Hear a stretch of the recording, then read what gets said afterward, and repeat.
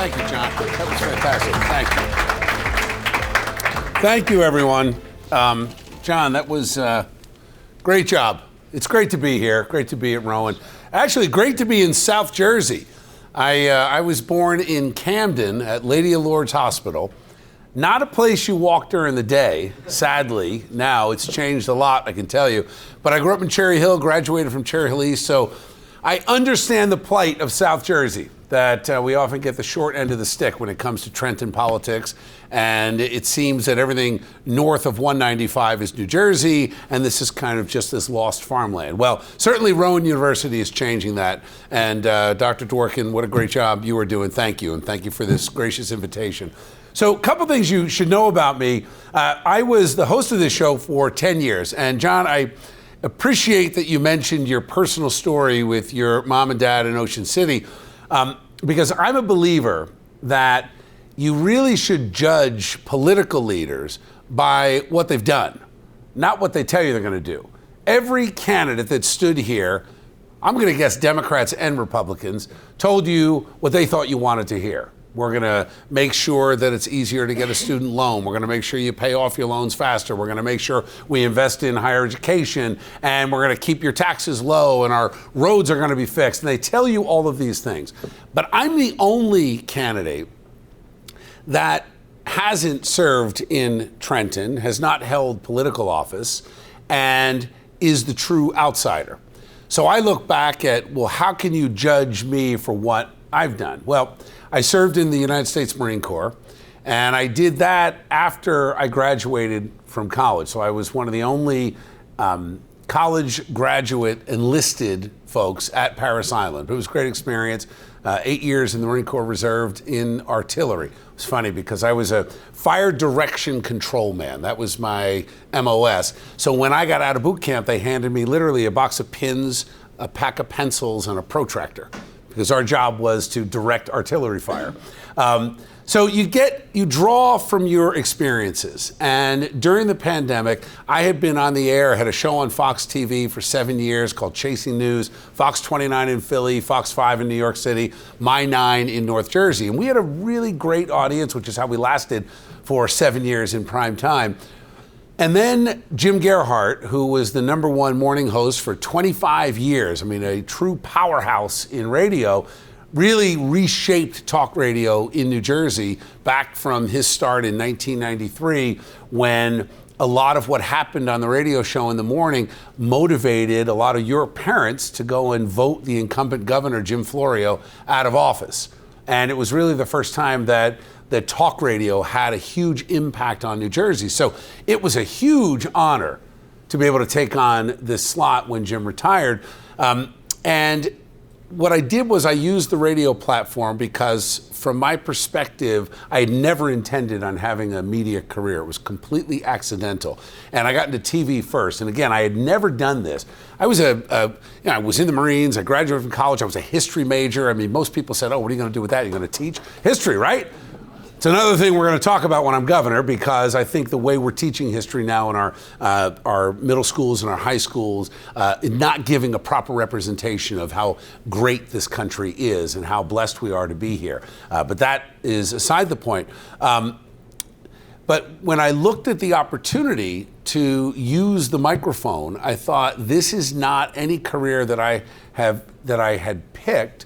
My thought was, I would have done any number of things in the corporate world, and I ended up getting into real estate, and I had a whole career in real estate. Worked for Jim Weichert. Some of you know Weichert Realtors, and when I joined Jim Weichert, we had 150 offices, and I was with him for almost 13 years, and we built the company into almost 700 offices by the time I left. So one of the larger companies out there, and I was blessed to manage thousands of people and millions of dollars and help open franchise offices around the country and do the training and really get into the detail.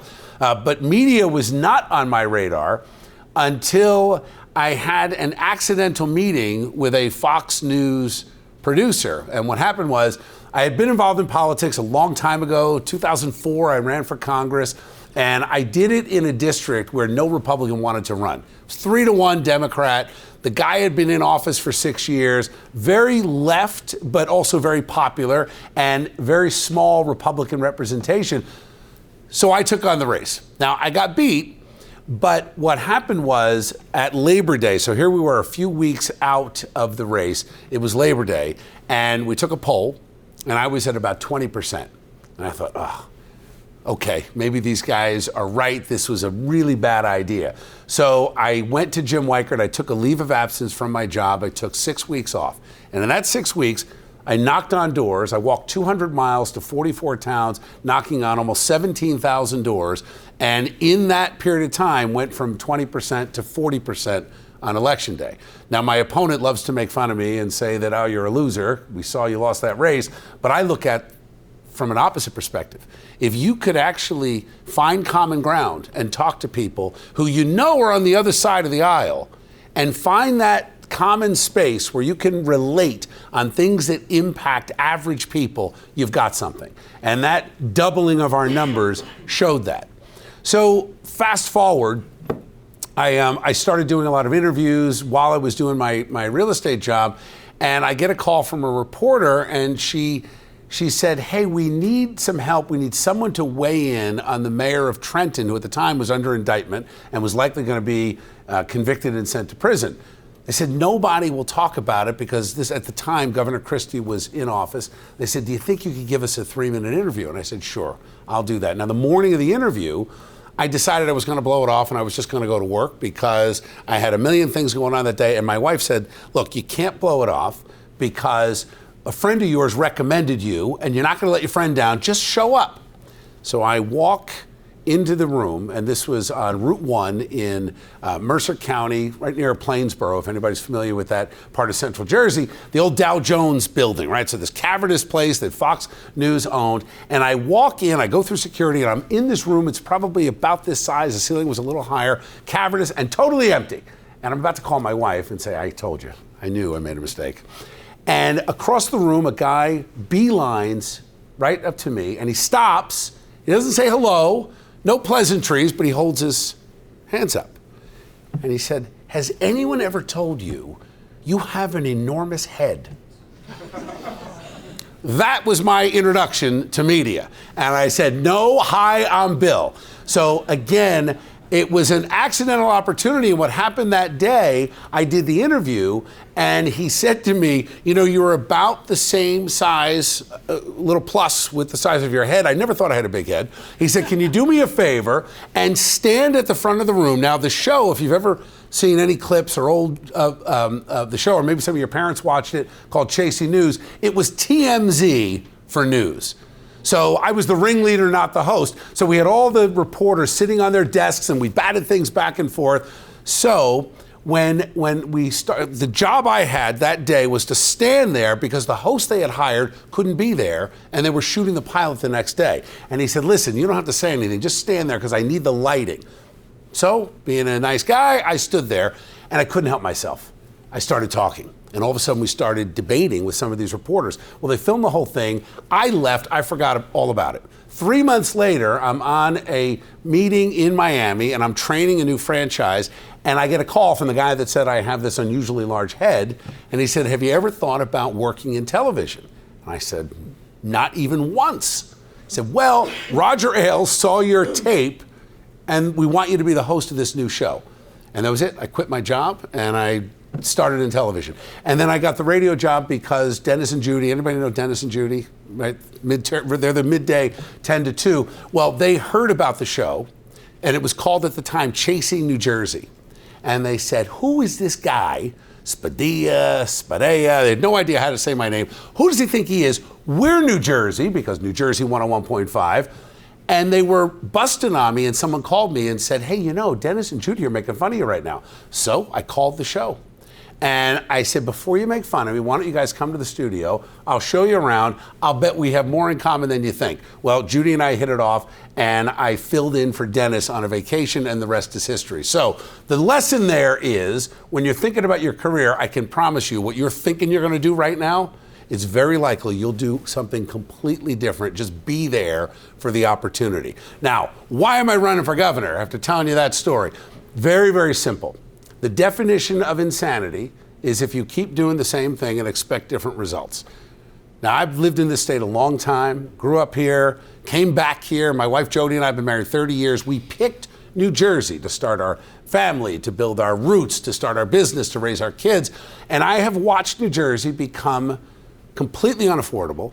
I've watched New Jersey over 30 years get to a point where business is having a harder and harder time every year. I've watched New Jersey fall from one of the most safest places to a place where auto thefts and home invasions are now up by double digits. I've watched our police officers out there working very hard and getting nothing but grief and overregulation from our attorney general and from all the different policymakers. And I've watched the political parties, both of them, Democrats and Republicans, vote for the same things.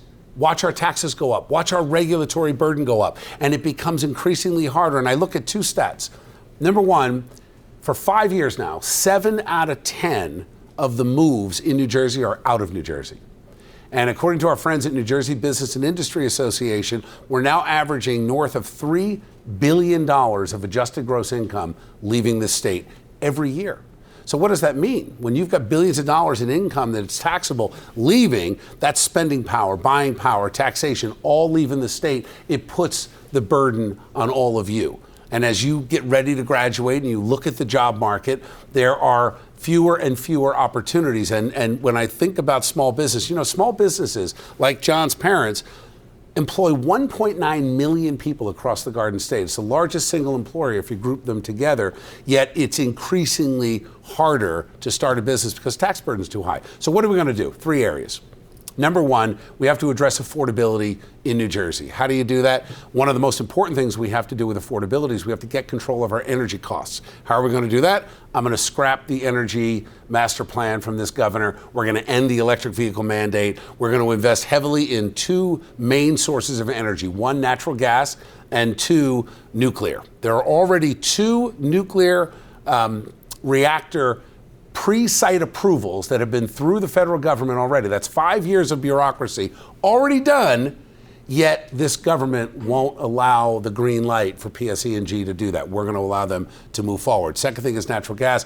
We have technology called combined cycle, and what that is about a 12-acre plant can produce 1,000 megawatts, and our peak energy use 17,000. So you think about it, one of these combined cycle plants is 1 out of 17 of our energy needs. And we've got a couple places that are already, with the bones already built, ready for somebody to turn on the switch. We have to produce more energy than we use. That's how we bring energy costs down. The question is, how do you do it immediately? You need to use, and I will use, and I've talked about this, my legislative friends don't like this, but I'm going to ignore the legislature for the first 100 days. I'm going to ignore the courts for the first 100 days. And we're going to lead this state by executive order.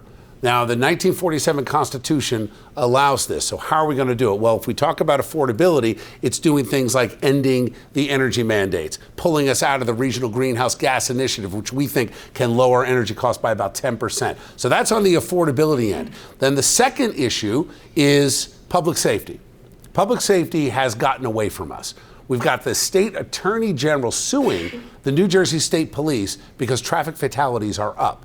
Not to mention anything about the fact that our academy is about 70% down on recruitment, that the rules of engagement have completely changed, that the attorney general is forced to rule where a state trooper, in order to give you discretion, which every cop has the power to do, they have to call in a supervisor. So it makes the traffic stop now something that could go on for hours. So you've got fewer people being pulled over. And not to mention, a lot of our state police and a lot of our local cops are afraid that they're going to be the next one involved in some racial attack where, because of the skin color of both officer and perp, someone's going to be accused of something that may or may not be true. So we've made the climate very difficult. What am I going to do? Day one, we're going to declare a state of emergency for public safety, and I'm going to suspend bail reform. Bail reform was put in by Republicans and Democrats back in 2014, and the idea was that cash bail was somehow unfair to folks that were getting caught up if they did something stupid, and some kid that couldn't come up with the $500 to get out of jail would sit for a couple of weeks before mom and dad could come up with the money to get them out. They said that wasn't fair. Well, the problem is they swung the pendulum so far that now 9 out of 10 people who are arrested are spun out that day. And as a result, we're seeing crime rise in just about every county across this state. So That has to be dealt with. The other thing I'm going to do is end illegal immigration by striking down the 2018 sanctuary state executive order that Murphy put in and the 2019 immigrant trust directive that the Attorney General pushed. That will allow us to cooperate fully with Tom Homan and enforcement and removal operations to make sure we're going after the criminal aliens who are here, because even according to our own Department of Homeland Security, no fewer than 500,000 hardened criminals came across the border in the past 4 years. How many of them ended up in New Jersey? We estimate that there are 900,000 people in the state illegally, which is a big number. It also speaks to affordability because those folks are costing us $7.4 billion every single year, not to mention $6.2 billion in Medicaid, which we estimate a third is due to the fact that people who are here illegally are using the emergency room as their primary care physician. The third piece is government efficiency. When you went through COVID, you kind of got used to people working at home, and government efficiency declined. A lot of new drivers waited more than a year to get their driver's license. A lot of CDL truck drivers couldn't get their licenses renewed. And I can tell you this firsthand from being on the radio, and my 6 o'clock hour was dominated by truck drivers who were driving through the state, and I heard issue after issue about the Department of Motor Vehicles. What we're going to do is a version of NJ Doge. Now, NJ Doge is a controversial term because Elon Musk is a controversial guy, and if you listen to the media now, they go after these guys. But what's funny to me is he's already saved hundreds of billions of dollars. In New Jersey, our spend is completely out of control. I'll give you this one little quick story.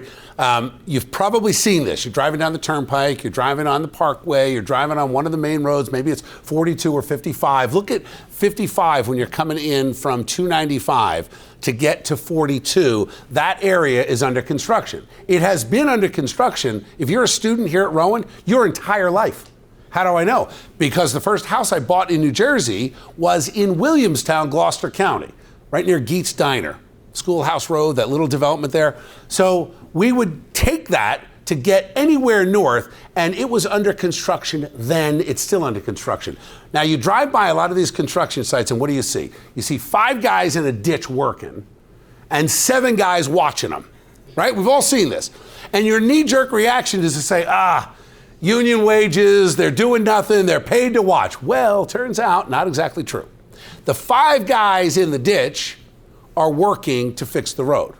The 7 others are state inspectors who are making on average $125,000 a year to watch the work get done. This state has billions of dollars in complete waste because we regulate everything in a redundant manner, which costs us billions. So there's a project coming up that I want to green light on the first day that I'm governor, and that is a widening of the turnpike. So they want to widen it from 8 down to the bridge. I love this idea. We should do it. But they're saying it's going to cost us $3.5 billion. I said, well, what would that cost be if we eliminated 90% of the bureaucracy and the inspections? And I'll give you an example, just so you know, I'm not talking about eliminating an inspection that will keep our roadways safe. We have something in New Jersey called a grass seed inspector. Does anybody know this? Any of your parents a grass seed inspector? Okay. I thought they were making it up, but I met with the trades and I met with the building contractors, and they said, well, the DEP, the Department of Environmental Protection, has a certain requirement for the type of grass seed that can be grown when they dig up the road on the side of the road based on the county that you're in. And they send 2 inspectors to make sure that the company is planting the proper seed. Here's the interesting rub for taxpayers. They roll up in a brand new trailer, they get an iPhone and a laptop and a fully stocked trailer, and they stay for 2 months after the job is done. So it is true, in New Jersey, we pay inspectors from the state level to literally watch the grass grow. Now, and I'm not kidding. I thought they were punking me. I'm like, this is funny, there's a camera somewhere, there's no way. No, happening right now. So the idea that our government has gotten away from us is an understatement. So we have to address all 3 issues affordability, we have to bring costs down. We have to make it affordable for young people to buy a house, to get a job, to be able to pay the bills. That's number one. And the second thing is we have to have safe streets. I cannot create jobs in Camden or Newark or Trenton or Irvington if you're worried about getting shot on your way to work. And the gang violence is at an all-time high in some of these cities, so it has to be addressed. And the third thing is government efficiency. If we can solve those three things, affordability, safety, and efficiency, this state can come back and be that shining city on the hill that Ronald Reagan talked about so eloquently long before you guys were born. But I do believe we can make New Jersey great again, and that's why I'm running for governor. I'll stop there. I don't know if I'm close to my 25 minutes. Sure, whatever you want. All right, love to take some questions. Thank you. Okay. All right, thank you, Mr. Spadea. And I do want to just take this moment, I forgot to mention in the beginning, there are 9 candidates running, Republicans and Democrats, who are running for this open seat for New Jersey governor. And when I say 9 who have qualified for matching funds, who have hit that level of true support in order to be able to get the funds from the government, from the taxpayers, to help support their campaign. Mr. Spadea, you are the 9th person who has come here who's running for governor. We have had all 9 here at this university. I think we should just congratulate ourselves. That's the last. Let's get into some of the questions. Again, turned in tonight. When people registered, they were able to submit questions. We had a bunch of them that came in. And you addressed many of the issues. So let's start with this, though. It's about mass transit. Policies towards and support for mass transit have been a big issue in recent years. In this area, that is in South Jersey, as you talked about, people often joke that we wish we had mass transit in the first place in order to complain about it. So what are your thoughts on how to increase mass transit options in this region of the state? So it's a great question. First of all, I think a lot of people don't understand the situation with New Jersey Transit when we talk about our mass transit. We run it in probably the most inefficient way that a transit system could be run. And many don't understand that it's mostly busing and not trains that our commuters are taking. So first of all, just on our trains, we have what's called, an open system. And what that means is that you don't get your ticket checked until you're sitting on the train. And in a lot of cases, we estimate we're losing anywhere between $30 and $70 million a year just on lost fares that are not collected. So first thing I want to do is close our system so we recoup a lot of that loss. What does a closed system mean? It means that we establish ticket centers where you scan your phone or wherever your ticket is before you get onto the platform. It's how most systems are run efficiently. You go to the UK, you go to Taiwan, you go to DC, you are buying a ticket. MTA does it, not that they're a great example in New York, but or Patco in Philadelphia, but a closed system I think is important to recoup some losses. Second thing is, when we scrap the energy master plan and the electric vehicle mandate, we're no longer going to have these purchase orders out there for multi-million-dollar electric buses. The problem with the electric bus, a diesel bus that'll hold 54 people will cost you between $600,000 and $800,000. An electric vehicle of the same capacity could cost north of $3 million. So your cost to the ratepayers, the fare payers, and the taxpayers over the top. There's close to $1 billion subsidy coming from the state government into New Jersey Transit. They don't need more money. One of my Republican opponents proposed that we should have a new $1 billion tax on small business and big business to pay for another $1 billion investment in New Jersey Transit. And I said, well, that's flawed, because part of the problem is we have routes that are being run in the middle of the night with these big buses that are empty. So you got a 6-figure bus driver, you got a bus that's costing you all kinds of fuel and roadway maintenance, yet nobody's on the bus. But you go to Cumberland County, you go to Atlantic County, Salem County, you can't get a bus. You're not going to get a train, so there's no access. So we've created a problem with high density housing where we're pushing these low income housing units into our suburbs, but with no adequate transportation. So first thing we're going to do is we're going to close this system, and I'm going to bring in private money to do that. There are 166 train stations, and we're going to take that money when we start saving. Let's say we save $30 million the first year. We're going to invest that in expanding our routes, because I believe that there's an opportunity to take the high density housing out of places that don't want it. Let's talk about Summit, Westfield, places like that in North Jersey that are already crowded, Florham Park, Morristown, and give those units to areas in South Jersey. But none of that matters if I can't create jobs. And we're not going to create the jobs unless we show the job makers that we have adequate transportation. So what's the short-term solution? A company called Boxcar.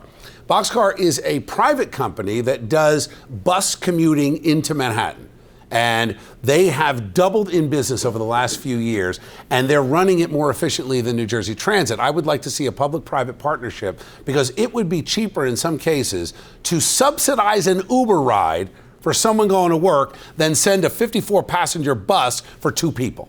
So we have to think more creatively. So we're going to close the system. We're going to end the vehicle mandates. And what I'd like to see longer term is a production consortium between New York, Pennsylvania, and New Jersey, where we start making the bus parts here. If you can have access to parts, and we're going to use the Trump tariffs as the catalyst for this, because we need to start making things again in New Jersey. So New Jersey Transit needs an overhaul, needs somebody that understands logistics, and the only way we can open up more transportation for Southern New Jersey, public-private partnerships, and save all of that wasted tens of millions of dollars that are running out the door because people are able to game and cheat the system.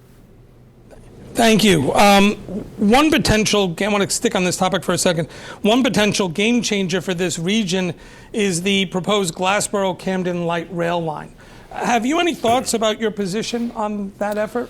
Well, I love the idea. I think more is better when it comes to this. The challenge is, where do you get the money to do it? So I have also proposed a Pomona to Atlantic City light rail, because I think that we should create, Atlantic City should be a destination, and the only way to get there is you want to have people flying in, and then they can get on a train and get into the city. We don't have that now. But the costs for these trains gets into the billions of dollars. So the only way that we should be okay doing that is if we do it as a part of an overall job creation structure, where we go out to companies in the Midwest and we say, we want to build car parts in New Jersey. We don't want to have a warehouse on that site in Vineland or Millville. We want to have a manufacturing plant. So we need to use the power of the governor to push the legislature to create a 10-year economic opportunity zone to bring companies in and let them pay zero in corporate taxes for 10 years.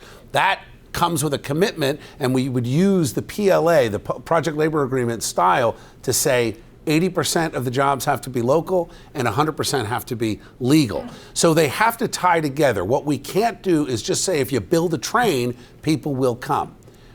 That doesn't work that way if you don't create the jobs. And right now, when you look at South Jersey, you don't have the same economic opportunity that we have in North Jersey. But the land is cheaper, and the opportunity is there, and there's a lot of room to grow. We had a question that got submitted by one of our students. Wanted to know about your stance about school choice, okay, and more generally, school reform. So, 2 things on that.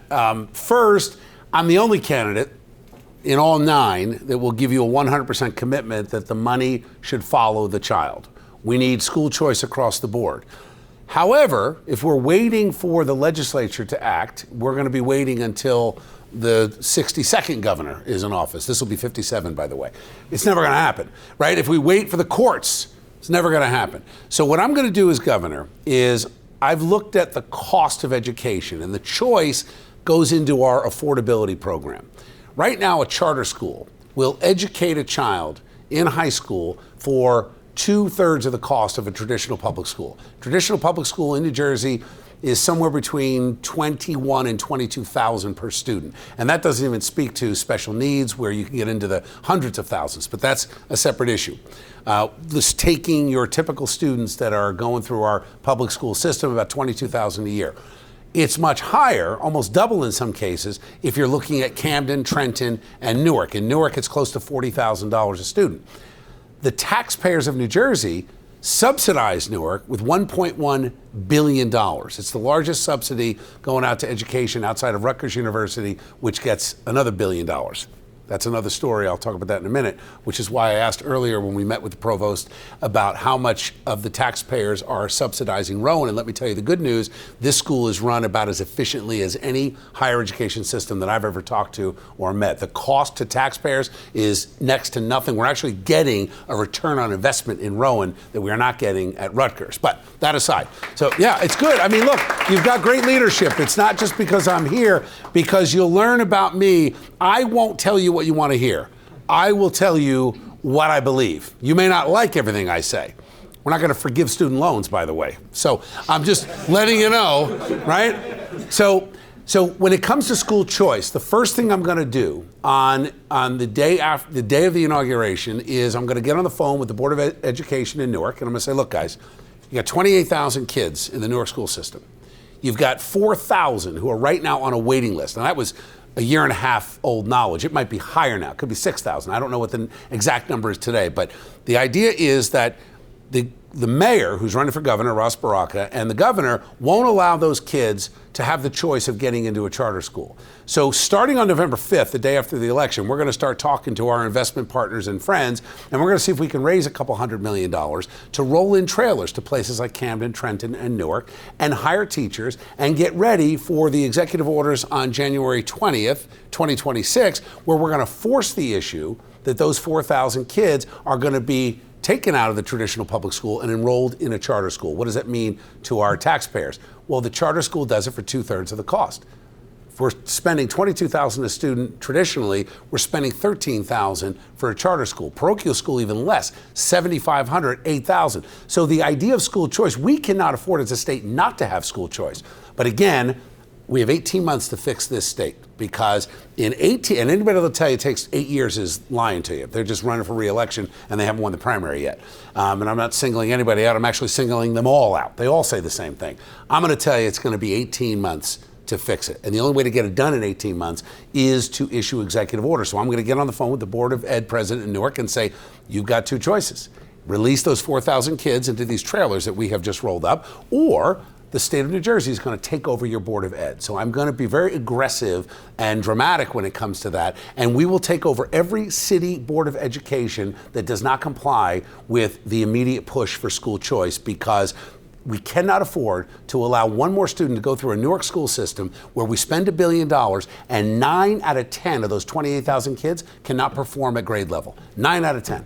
There's no job opportunity if you can't do math at grade level, if you can't read at grade level, if you can't comprehend at grade level. You're limiting your opportunities, and it becomes a civil rights crisis, because guess what? Most of those students are black and brown. So if we really want to do right by our minority communities, we're going to go in and beat up these boards of ed in our cities and force them to do the right thing by the students. It's also going to dramatically lower our costs. Ultimately, we want to get to education savings accounts. It's been done successfully in 13 states. I want to bring it to New Jersey. That will require the legislature. My hope is to show proof of concept, and by the time we get to that 18-month mark, June of 2027, when we have the legislative primaries, they're all campaigning on school choice, because we show how well it worked with charter. Imagine how well it will work with micro schools, home schools, and parochial schools. Let me just ask you my own follow-up. Yeah. Because you reference focusing on the cities in terms of being able to, this aspect of your reform plan. There are suburban schools, obviously, not particularly high numbers of students who are not non-white students. Do you envision in your plan that school choice would be directed towards them? You'd be rolling up trailers for some suburban school? Well, we won't have to force it in some of the suburbs. Many of the suburbs have already embraced it. What I'm looking for is an immediate win to save a couple $1 billion, and that's why we're going to focus on the cities first. But that said, the way we're going to work on our suburban problems is that I'm going to reverse what this governor has done over 4 years, and that is they have selectively made cuts to school budgets, forcing towns like Toms River that lost $110 million. That's a lot of money to a small town. You've got Middletown now because of, in large part, mismanagement by the Board of Ed, but there are a lot of layers of issues in Middletown, but they're closing 3 elementary schools. It shouldn't be closed. So we need to create a fair way of having the state money impact students in an equal fashion. But the drain right now is our city schools, so we got to shore them up and fix them. But yes, suburbs will not. Look, the way we're going to solve our suburban problem, by the way, is I've got 5 executive orders already written to end phase 4 of high density housing. How are we going to do it? We're going to redefine what a low income housing unit is. Every hotel that housed a homeless person during COVID, I'm going to declare every room in that hotel a single unit. So we've got towns up and down the state that have 200, 300, 400, 500 hotel rooms in their town. They will all be declared by executive order a unit because the law does not provide how to define a unit. It's just defined as a place where someone can live and it's affordable. So we're going to redefine it. We're going to redefine housing units to all the sober living facilities, to all the long-term developmentally disabled homes, all of it, to lower that crush and lower that number. And then we have an executive order to go into the builder's escrow. You may not know this unless your family's in building, but the builders are paying 2.5% on commercial buildings into an escrow fund. That money, tens and tens of millions of dollars across the state, just sitting there. We're going to go in as a state government and take that money and use it to offset infrastructure costs where we have high density housing. And I'm going to go back to what Chris Christie had when they were trading units, but we're going to do it as a state and move them around. Once we end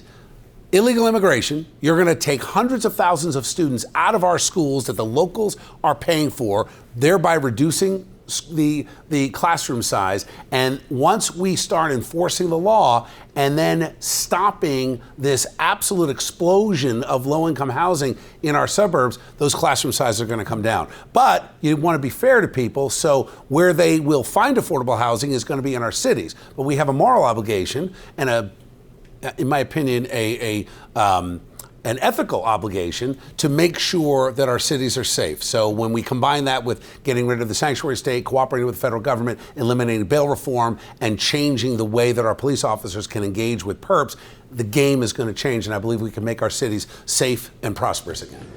I want to shift to tax reform now. You know, both sides of the aisle have been focused on affordability. It's the buzzword in a lot of New Jersey politics.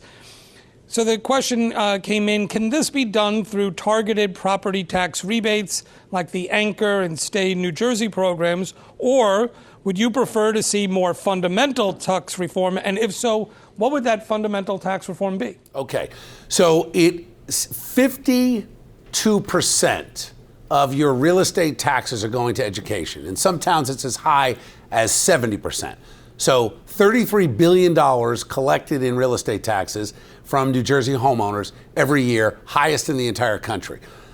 Half of that going toward education. The challenge is, before you can talk about reforming and lowering real estate taxes, we have to get a handle on spending. So everything that I've already talked about, we're going to lower our cost of education. I'm going to line item veto as an example all $1 billion of the Rutgers subsidy, not because I'm anti-Rutgers, but because what they did was they took the taxpayer $1 billion and they took their $4 billion budget and made it a $5.1 billion budget. There's no need for that. We can monetize a lot of the areas that they own. One of the things that Rowan does successfully is partner with county colleges, and you've got Rowan Burlington, Rowan in different counties. That's smart. Rutgers needs to follow the same path, and we can monetize that. Now, if you look at the gimmicks, I'll call them gimmicks. The Anchor program is a gimmick. The Anchor program is $2 billion of tax relief in our state budget every year. Here's how it works. You pay $10,000 on average in real estate taxes, a little lower in parts of Gloucester County, but not much lower. Probably $7,000, $8,000 is about the average in Gloucester, maybe a little higher depending on where you live. The average Anchor rebate is only $700. So what happens is October of an election year, you get a check for $700 and you feel the same way you feel about your tax refund. You're like, this is great, money coming my way. I'm like, no, we held your money interest free for all that time. And we're still paying on debt. and overspending. So we have to take that $2 billion and use it more wisely. I want to use it to create tax incentives for businesses to go tax-free based on the number of New Jerseyans that they hire and retain. That's how we're going to use that money. The Stay NJ program, another disaster. This is a $2 billion annual cost. How does it work? You pay $10,000 in real estate taxes. The state is going to give each of those taxpayers that hits the age of 65 $5,000 back. So 50% back to you up to $6,500. Well, you're 65, you're dancing a jig. You're like, this is fantastic. I'm going to get $5,000 back. So I just asked the question. I said, let me just understand this. If the taxpayer pays $10,000 to the town and the county and gets $5,000, does the town and county still get the 10? Like, oh yeah, they still get 10. I'm like, well, where's the other 5 come from? Oh, the state taxpayers. So the problem is we are shifting the burden instead of lowering taxes. Once we get our education costs under control, we're then going to get our road construction costs under control. We're then going to get our Medicaid costs under control, $6.2 billion a year. Once we get those under control, we estimate it's between $7 and $10 billion that we can reduce the budget by. That is an enormous number. That's going to come back in the form of tax relief. How? Well, first of all, we will implement a version of school choice which will alleviate some of the burden. Second of all, I'm going to incentivize the local schools based on actual performance in math and science and history and reading. We don't do that now. We rate these schools based on the percentage of kids that go to college. No offense to anyone here, but not every kid should go to college. Actually, there are tremendous opportunities for kids to turn a wrench, drive a truck, and do something that isn't college. And I've said this, we need to eliminate the stigma of going to county college, eliminate the stigma of going into the trades, and make that a part of our mindset and our culture. So what we're going to do is incentivize these towns to lower their costs. We're going to have towns, when we dangle some state money at them, pushing kids into the charter schools because they know it will reduce their classroom size and it will reduce their budget. And by incentivizing them to reduce their budget, we can actually give real money back to the homeowners and back to the real estate taxpayers. It's the only way to do it and then starting at age 55, we have 2 executive orders on day 1 that will deal with this. We're going to force the towns to separate out the education portion of your real estate taxes. Separate bill. They're going to be angry. They're going to yell. They're going to scream. We're going to force them to do it anyway. And then that piece of your tax bill, starting at age 55 through age 70, we want to get it down as close to 0 as we can. It might be a 2 or 3% reduction every year. We can't do it by kid because some families have 5 kids, some families have 2, some have none. So we think an age is the way to do it.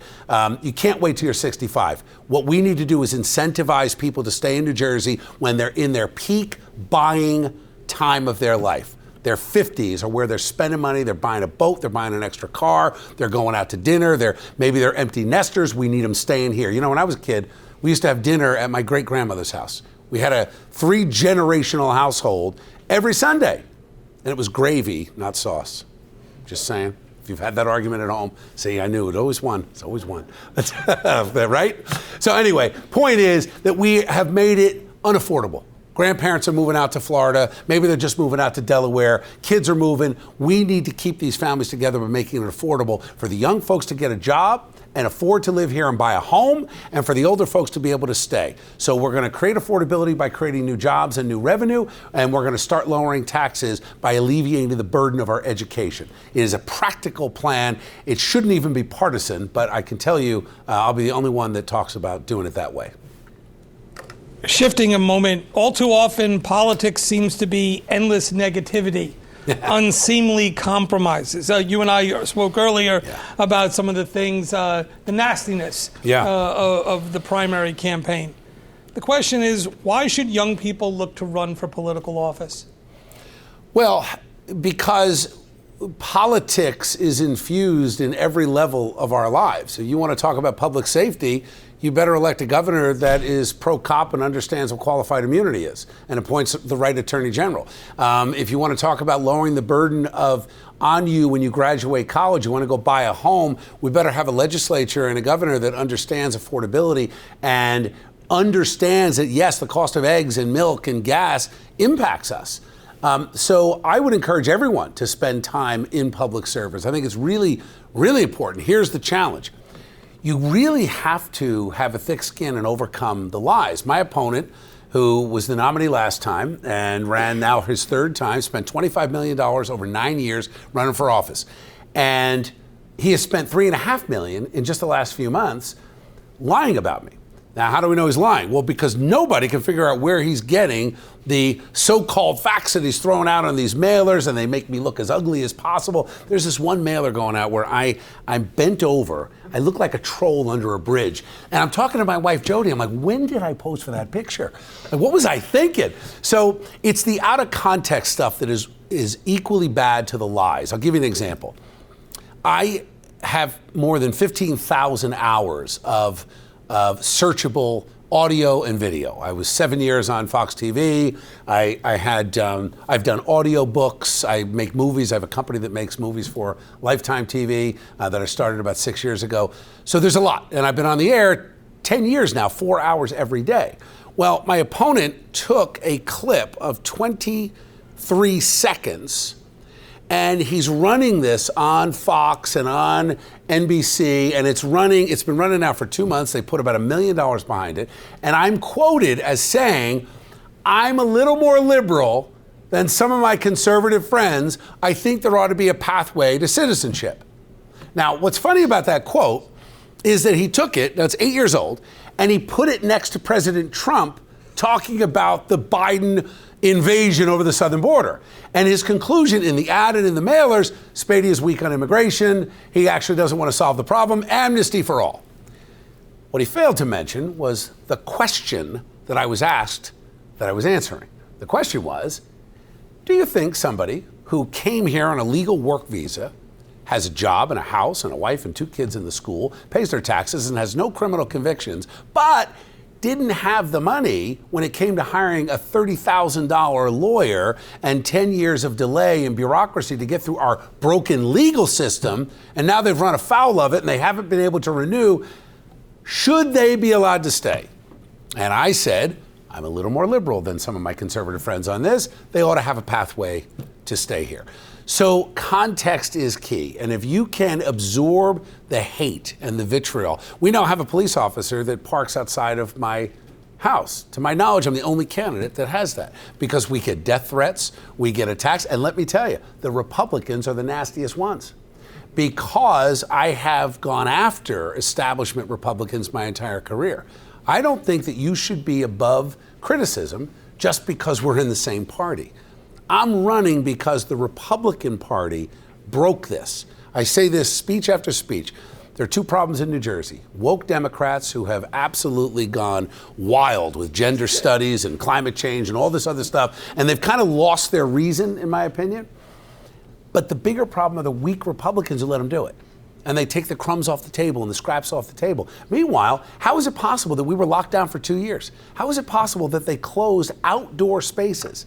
And then they said, well, you can't eat inside unless we move the inside outside. Remember the inside outside with the stupid tents and everything? What are you talking about? And then, don't worry, after 10 o'clock, COVID will kill you. But at 9:30, you're fine.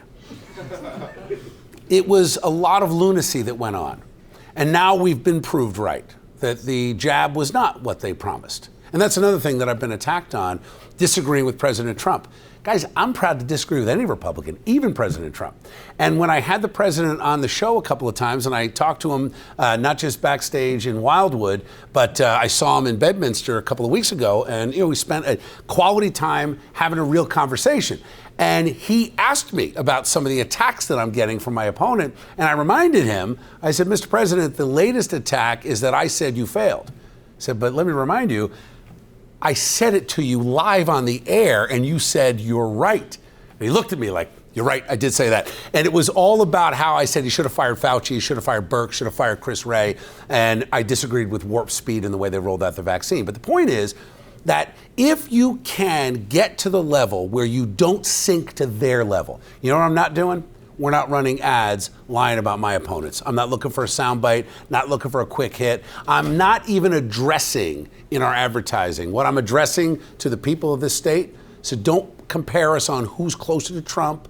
Don't compare us on all these nasty lies coming out.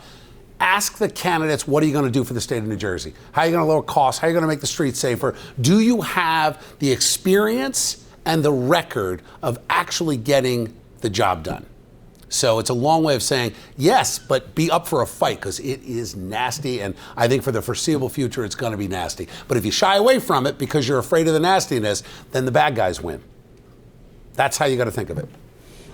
A few questions came in relating to the efficacy of the state's tax credit programs that are used to ensure companies don't leave New Jersey or to try and bring companies here. In fact, just a couple years ago, the state was offering about $5 billion in incentives to Amazon to establish its East Coast headquarters here in the state. These kinds of programs are not without critics who usually argue it's silly to give million-dollar tax breaks to million-dollar companies, or in Amazon's case, billion-dollar tax breaks to billion-dollar companies. Where do you come down on this debate, this question about tax incentives to large companies? Well, first of all, we need all companies to stay in New Jersey. So we need big employers, we need small employers. But the first thing I would have done is not offered Amazon $1. We have enough warehouses in New Jersey. I would rather take those potential 5,000 employees and get them onto an entrepreneur program where they can get started in the trades, get started at a small business. To me, entrepreneurship should be incentivized in the state, and it's not now. I'll give you a quick example. Instead of $5 billion to Amazon, why didn't we take $1 billion out of the COVID relief fund and give it back to the small businesses who were now taxed another $1 billion to pay for the $1 billion loan from the federal government on the unemployment insurance fund? We stuck it to business. And I've got Republicans. I mean, both my Republican opponents have voted for an increase in the income tax. They voted for an increase in the gas tax, an increase in the sales tax. So they attack me as a tax raiser, but I've never held office. I've never advocated for, nor supported, nor voted for an increase in taxes. Tax incentives, however, should be direct return on investment. They had a deal the other day, they were talking about this with the Sixers, and I was totally opposed to it. I was one of the only ones opposed to it, to bring the Sixers into the Philadelphia 76ers basketball team into Camden. And I said, well, how many jobs are you actually going to create with this hundreds of millions of dollar giveaway? And they couldn't really answer the question. So to me, if I'm going to give a tax incentive, why are we not revitalizing our infrastructure and our towns and our cities? I'm not knee-jerk opposed to $1 billion tax incentive for a big company if the cost per job created is comparable to what we would do for a small business. That's where that has to be looked at. And remember, a tax credit is not necessarily money that is coming out of your pocket. A tax credit allows for a company to operate, and in lieu of taxes, they're making an investment in the infrastructure of their company, the development of products. So it could be looked at as, wow, if we set aside $1 billion, how much infrastructure are we getting for that $1 billion?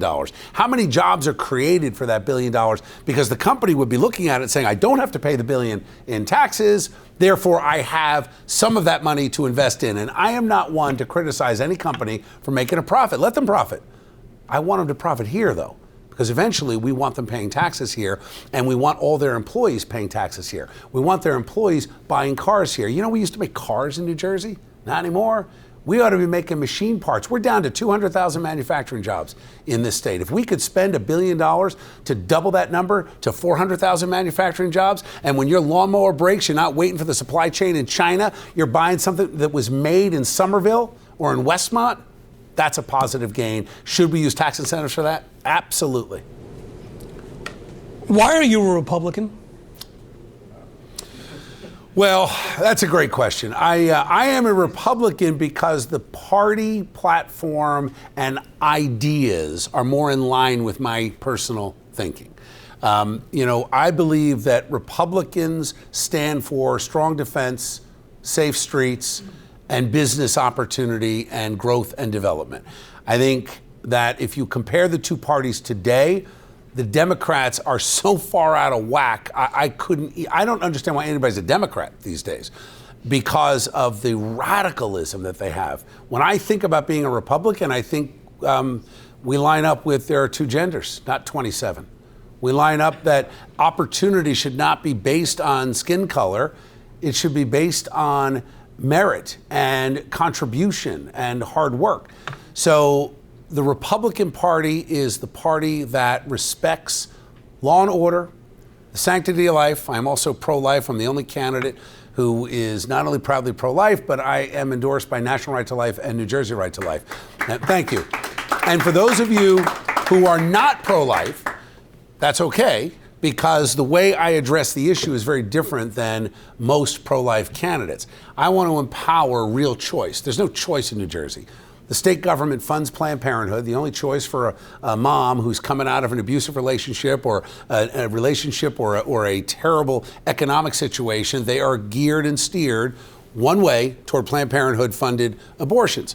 But I've spent a lot of time in the last 3 years going to pregnancy resource centers and visiting with the nurses and the volunteers and the doctors, helping these young women make a choice that they want to bring the baby into the world. And I'll tell you this, for every dollar you spend on a pregnancy resource center, you save $2 to $8 in social services. So I believe abortion is going to be legal in New Jersey for the foreseeable long-term future.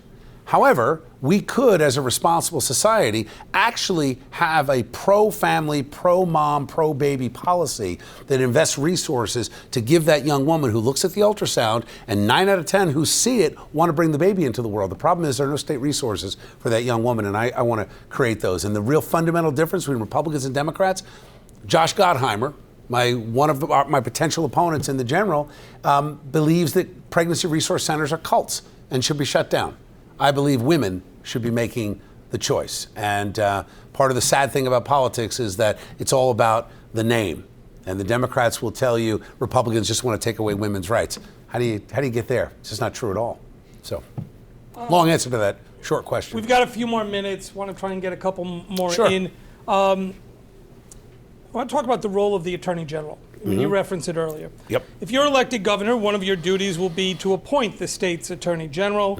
Our current Attorney General, Matt Platkin, has joined several other Sorry. It's a triggering name for me. He has joined several other attorneys general in filing lawsuits against the Trump administration, arguing, among other things, that the president's personnel cuts and program funding cuts, as well as his executive orders relating to areas like voting and birthright citizenship, are illegal. Now, obviously, you're going to have a very different attorney general and a very different perspective. So the question is this: might you explain how you would go about selecting your own attorney general? More specifically, can you address the qualities you would want in your attorney general and the priorities you would want that office to pursue? So the first thing with the new attorney general is we're going to shut down all the lawsuits against school districts who are rebelling against policies like 5756, which says that a student as young as 5 can change their gender identity and therefore if they're a little boy, use the girls' bathroom, get on the girls' sports team, use the locker room. That to me is anti-science, it's anti-biology, it's anti-common sense. So number one criteria for the new Attorney General is to respect parental rights. That is number one. Number two criteria of the Attorney General is to respect medical freedom. One of the things that I intend to do on day one is eliminate flu shot mandates. Flu shot is a disaster, in my opinion. I did advocate for it for a time, and I used to get it.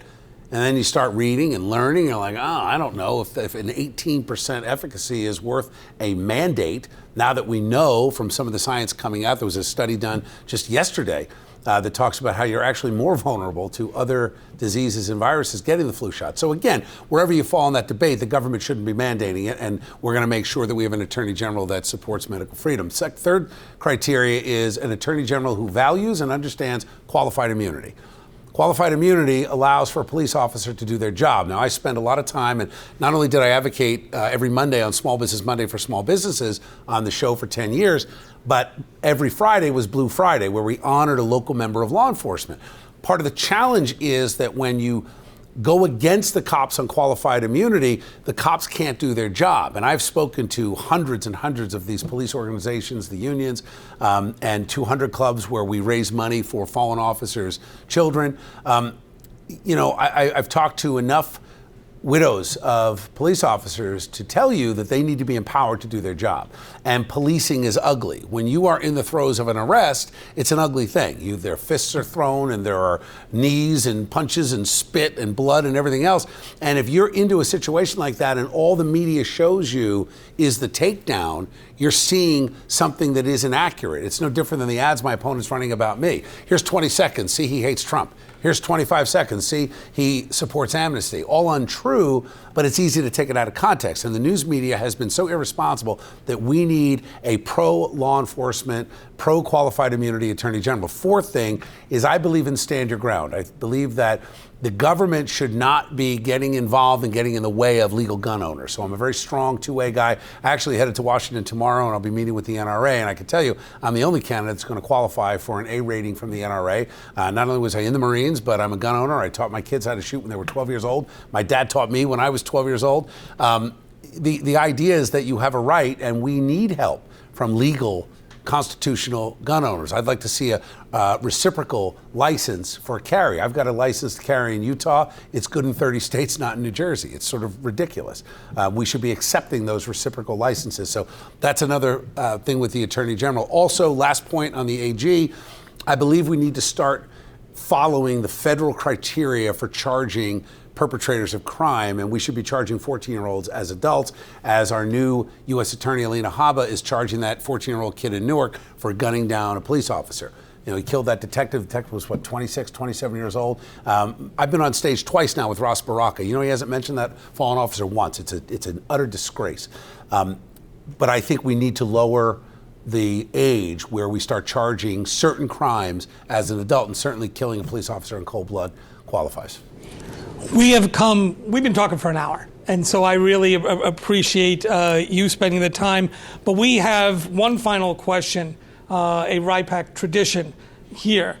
What do you know now that you wish you knew when you were their age, when you were just starting out? Wow, that's a great question. I'll say this.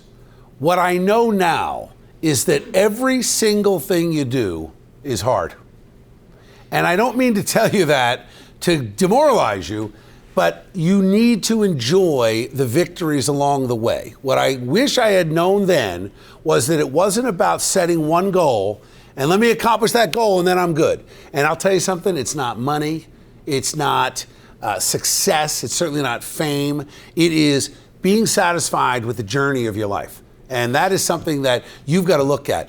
You know, we have too many young people today that think the goal is something they see on TV. The goal is to hold a certain office. The goal is to have a private jet. The goal is to get to a certain number of zeros in your bank account. None of that stuff matters. The most satisfying thing for me is being a husband and a father. I've got two great kids. And, you know, my wife and I have been married 30 years. I mean, that is satisfying. At the end of the day, when I look around, I'm like, all right, all the crap I've had to take, being on the radio, being on TV, and now being a candidate, the lies, the vitriol, the hate, the death threats, I'm able to go home and I can have that space with my wife and I, and you can't duplicate that anywhere. And you have to learn that as you go through life. So choose your partners wisely. Know that you will go through difficult, tough times. You will get to a point where you're super low, and you're going to want somebody in your life that can help you get to even. So, on that, I don't know. Thank you. Thank you, guys. We have, as we give all of our speakers, you will be the first one on your block, I'm sure, to have your genuine RIPAC T-shirt. I love it. Very cool. Congratulations on getting that. I like the purple. And I get it. Purple's a nice color. And on the back Thanks, it says Ben. Workforce Development for Democracy, which is what we do. So I want to thank all of you for coming out. Mr. Spadea, thank you so much for being here. Thanks, Doc. Everybody have a safe trip home. Thank you. Good to meet you. Thank you, sir. Thank you. Thanks, John.